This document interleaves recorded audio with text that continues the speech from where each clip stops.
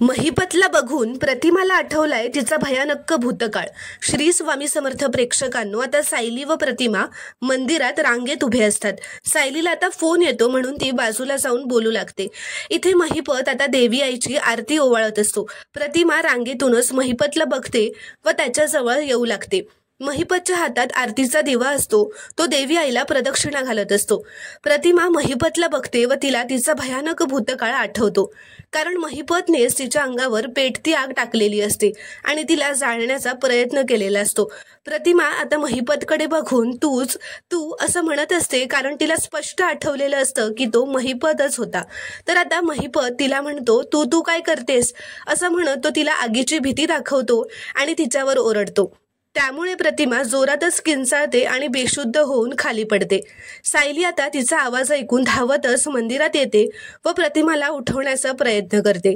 सायली महिपतकडे रागातच बघू लागते व मनात विचार करते की प्रतिमा आत्या नक्की आगीला बघून घाबरल्यात की महिपतला। तर प्रेक्षकांनो, तुम्हाला जर का हा शॉर्ट रिव्ह्यू आवडला असेल तर व्हिडिओला एक लाईक नक्की करा व चॅनलला प्लीज सबस्क्राईब करा।